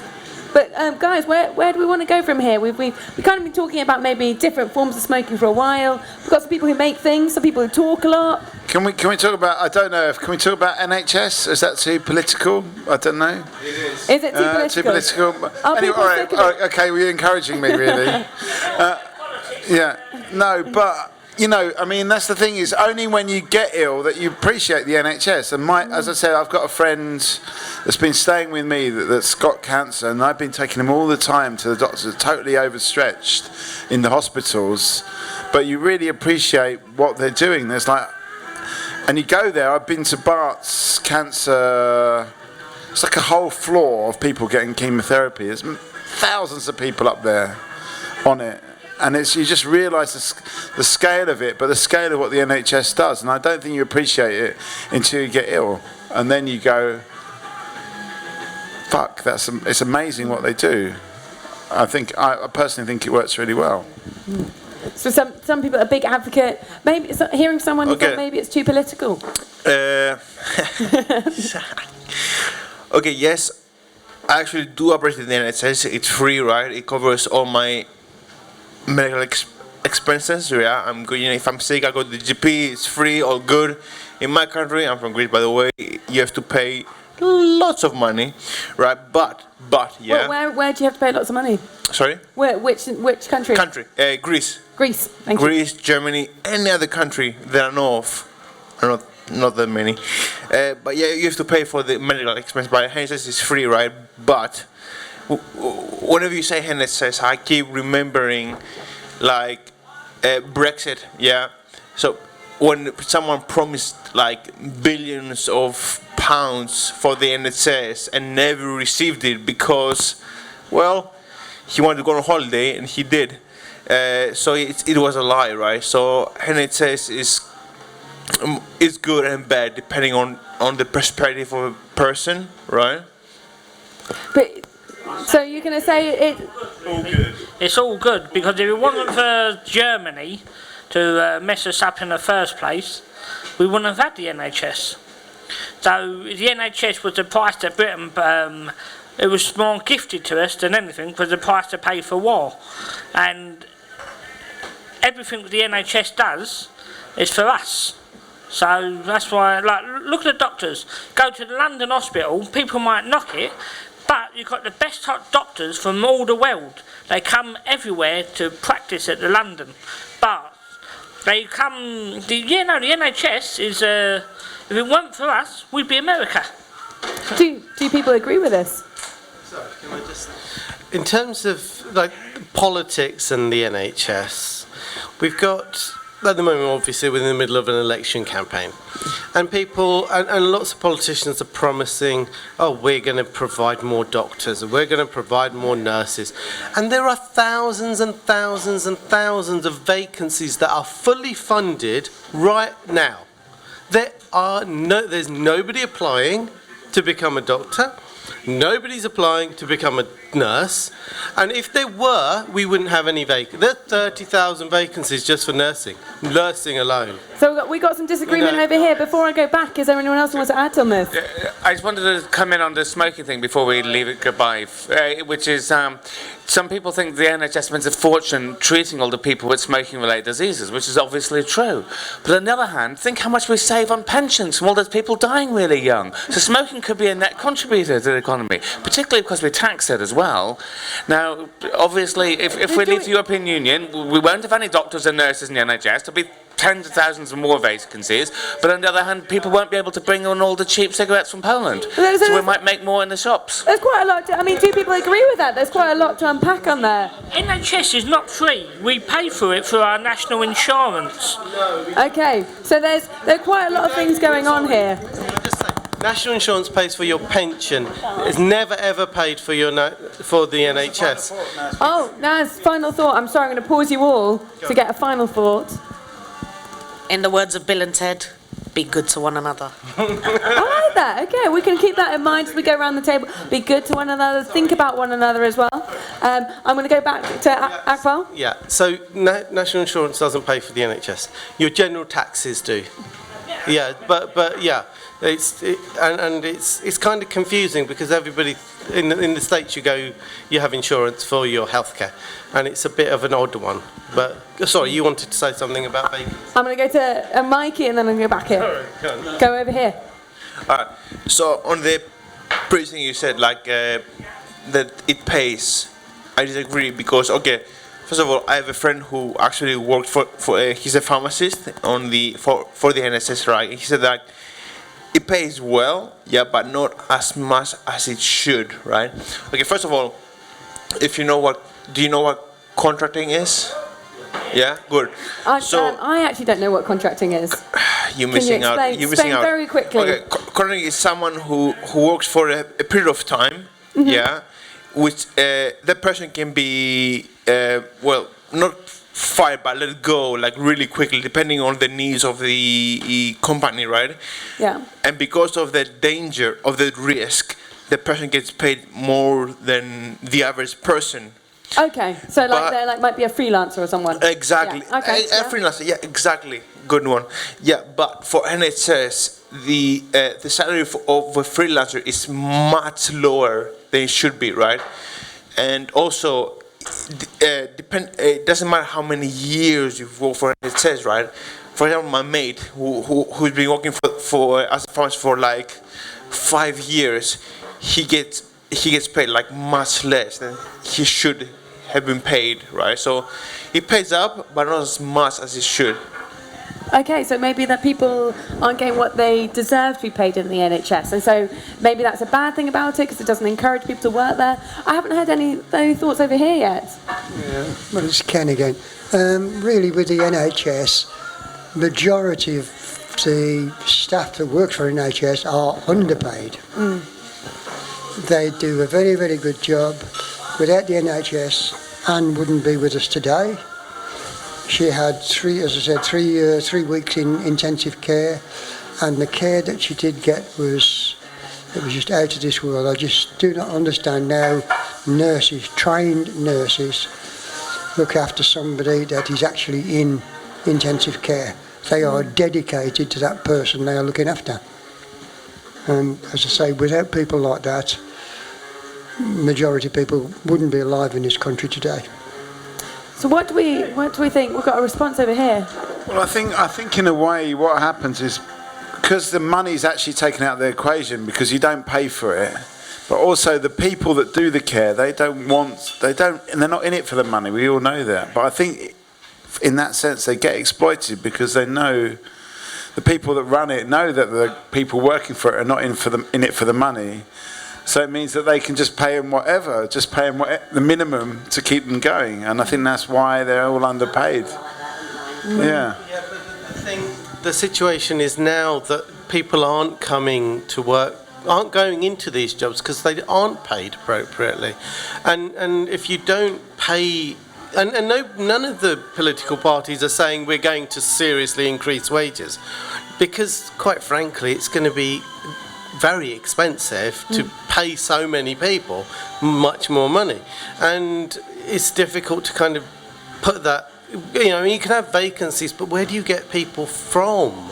And when certainly when it comes to nursing, for example, now, at least in the last year or so, all nurses are paying the cost of their degree. So they're paying £9,000. They used to get a bursary. They used to get paid essentially to do the degree. So when it comes to them finding a job, they will have to repay their loan, which is essentially a tax on their working. And that's an extra burden on them working here. So why would somebody work here as opposed to go and work in Canada or Australia? There's no need to, you can earn more there and have a better quality of life. Even you can earn less and have a better quality of life. No, it's right. I mean, the NHS is marvellous, really is what they do. But, I mean, I've been in hospital numbers of times over the last 10 years, and I've heard nurses say that they're thinking of going private because they've spoke about it. The money's no good in the NHS anymore. The money's all in private work. So that there are more jobs in private work? Some of them do want the money. Yeah. And you can't blame them because they've got it. Exactly. I mean, no one's in it for nothing. I think you have some points about maybe supply. I mean, or I agree with Mrs. What's your name? Anne. I agree with Mrs. Anne. But right. Okay, yes, I agree the money is low, right? But people want to work there because they like to save people, right? The feeling. Yeah, that's true. It is true, right? Yeah, and also some people don't really. Okay, once they start studying pharmacism or medicine, right? They don't really know their real salary, right? They don't really know what's going on in the world, right? They don't know how much they will get paid in the future.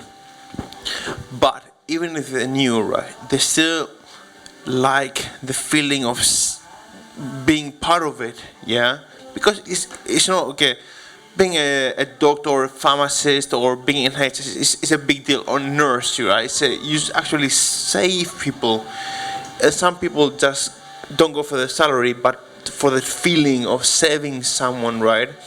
But I do agree with you. They are underpaid. They, as you say, right? They have a hard time, and they get paid much less than they should have, but they still enjoy the job because it is the description of the job, saving people. Okay, so we think maybe you get a payback, but is it enough? But I mean, I think it's the whole thing. Like, I don't do my job for the money. I do get paid occasionally. I'm not getting paid tonight, but people don't do their jobs, I don't think, generally for the money. But you need money. But I think when it comes to being a doctor, it's actually quite a stressful job as well, because you're dealing with suffering, you're dealing with death, you're dealing with all the hardships that people have, and trying to act on it. And that's actually quite tough. It's quite tough for them. I noticed this when I went, because it's not a thing that you see until you actually go in there yourself. Do you know what I mean? Well, the doctor's job is only ever seeing you at your worst, isn't it? So that's what they ever see you at. The doctor's like, you're always ill. They never see you when you're running about energetic. They always see you when you're flat out on your back. Well, finish, yeah. So they see you at your worst. Maybe that can take a toll on you. Yeah. Just a quick one about the nurses. My niece trained to be a midwife. Obviously, normal 5 years of nursing. Wow. And then she had to do 3 years in midwifery. So 8 years of training. Wow. And then that's longer than an architect. It's a long time, yeah. But anyway, eventually, when she did pass all her degrees and everything, and she has to give 60. She has to assist in 60 births before she can become a midwife. Yeah. 60 births she has to attend and participate in before she can pass her final degree. But anyway, after that then, same difference comes again now. She's a nurse now, she's a midwife, but to make ends meet, come back to another story, she had to work. She did her normal shifts, then she used to go in for extra time and being paid at the contractor's rate then, which is more or less double what the nurses earned for the day's pay. Wow. So she was getting double pay then to subsidise her wage. That's really scary. And was she, I think, Apple, you were pointing out earlier that, did she have to pay for all of those 8 years of study as well? She was just basically for those years. I mean, she was working. Oh, only started last year. Yeah, she was working, but she was still having to pay her degree course, or and that was it. So, but as I say, it cost her a lot of money to do her degree, and then, unfortunately, or it doesn't pay. Happily, she's never had a child of her own, so she stopped nursing at the moment. One of the things, having I've worked for the NHS and I trained within the NHS, and I think that up until very recently, and I don't know what new students are like, I haven't really spoken to many, but it seems though that there's a focus on when you're training within the NHS, you kind of want to give back to it because you owe the NHS something. Yeah. Now, that was the case when I trained. I didn't pay any fees. They didn't have student fees at all. I'm very old, so and we didn't have student fees. We got grants and everything else. So there wasn't really a cost involved in us being a university. And so when you leave university and you go and work, you kind of feel, right, okay, well, they have paid for me to train, then and I owe it to them to work for them for at least a period of time. And so it kind of creates a sense of loyalty. And I suspect that what we'll find is in the next few years, because student fees have increased massively in the last few years, that sense of loyalty will disappear. That's quite interesting. So you think, if you are a doctor, or I guess maybe also an engineer, I'm thinking of any of those kind of jobs that are taken up by the government or do quite important work that gets unseen. You think that you lose a sense of loyalty, a sense of... a certain amount, but I think I suspect that a chunk of it's taken away because you have this feeling that you've paid for this, and you've maybe got a loan, or your parents have paid for it, or whatever. But you've paid for it. It's an investment. Yeah, absolutely. And you want a return on your investment. And if a better return is to go and work in Greece, maybe, or Germany. Germany's not great either. The wages in Germany aren't great for medics. But in fact, they're probably worse than here. At least from my experience from colleagues of mine that have worked in Germany. And what did you train as in the NHS? When did you train as a doctor? I trained as a podiatrist in the NHS. Oh, right. Podiatrist. Oh, right. So, but as I say, initially at least I worked for the NHS because I felt that there was a sense of loyalty. Now, podiatrists do business courses alongside their degree, so that they go and run a business immediately. And almost every student that I have known in recent years has left university and gone and run a private practice with no experience, or virtually no experience. So oh yeah, I'm going to go Facebook and then we'll go over here. Yeah, look how Facebook become. There was at university, all of a sudden, one big hit, working on the computers, bang, they left that. Multi-billionaires now, aren't they? So, for dealing with other people's crap. You had a point as well. That's a good question. You just said that they left. Why? Why they leave? You said they left. People left. No, they left podiatry. They went and set their own practices instead. They haven't left podiatry. They're just working in the private sector rather than within the NHS.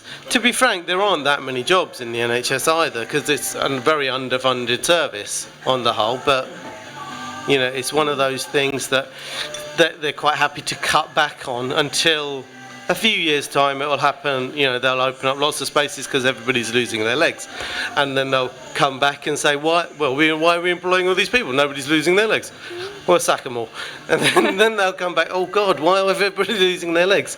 And we'll employ some more. It's a kind of cyclic thing that happens, but it's... So we are the cyclical guinea pigs that will have problems in 10 years. I mean, this is a podiatry point. Sorry, it's very obscure, but we did a gig for the NHS a few months ago, and someone was complaining about exactly this, because what they were saying is, because they were saying, oh, we need people to get out more, and we need people to go and meet other people and socially interact. That's what's keeping them healthy.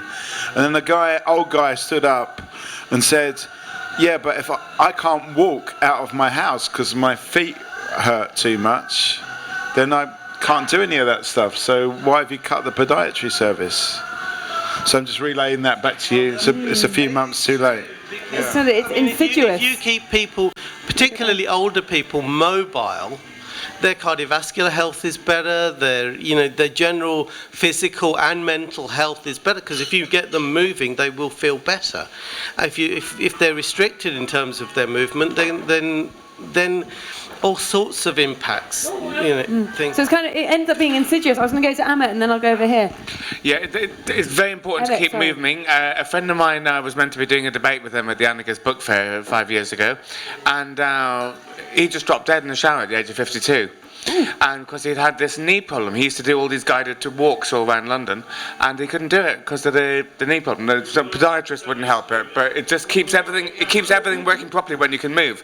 But I was wondering if we want to go and where it's going in this country, look at something like the US, where a doctor qualifies, they've got 150,000, $250,000 or whatever of debt, maybe more if they've gone to an elite school.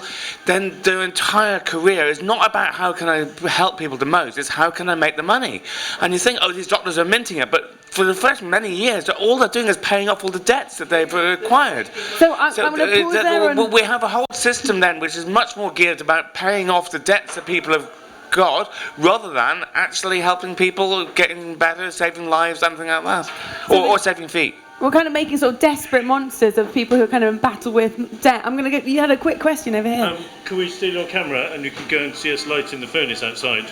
Would people like to go and watch the Flames and fire for a minute? I would like to go and see some flames and fire. Is this a tide of popular movement? Would people like this? Can you walk? I'll probably unwireless myself. I probably will take my mic off for outside. Right, shall we go and have a look at, we're going to put a pause on the Talkaoke table. Time to go and see some fire, have a wee, buy a drink. We'll be back.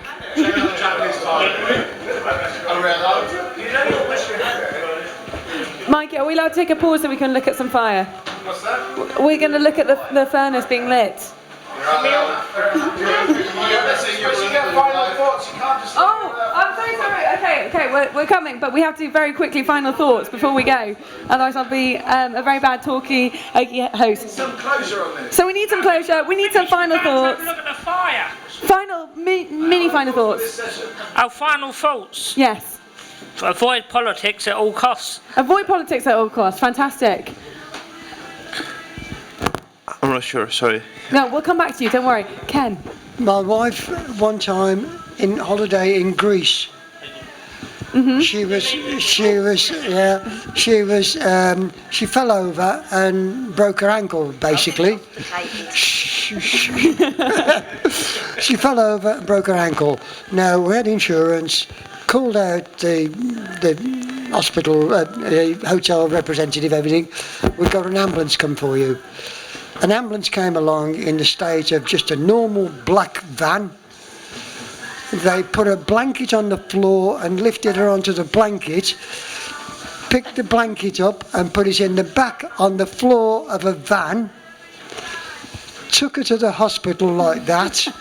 I followed behind in a taxi, got to the hospital, and then we had to pay for the x-ray to the ankle. And then after that, then it was covered by the insurance.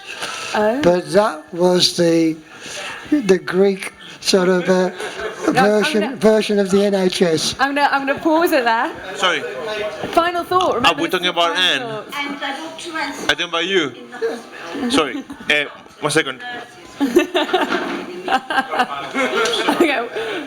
We've got an apology hug here. I like that. Congratulations over here. We've got a final thought yes, over here. okay. Before Well, we go, watch the fire. I've worked quite a lot in West Africa for the UN, and the ambulances there are basically estate cars with a lot of tyres in the back, and that's how they get people to hospital, including pregnant women. Okay, so thinking about how we get people. I'll come back to Anne. My son hurt his foot, ironically, in a swimming pool in Austria. And they had the best equipped ambulance you've ever seen turn up in 5 seconds, took him to an orthopaedics hospital, x-rayed him. It was all covered by the EHIC card. Oh, EHIC. Okay, so good healthcare EHIC card. That's I've lost mine. I don't know what to say. I think I think people are going to get sick and die and hurt themselves in any country. You just got to roll with it, basically. Any final thoughts from you, Emmett? Yeah, I just think if you look in the Greek language, then the word for city is polis, yeah? Because if farmer can be, all right, or you get off my land kind of thing.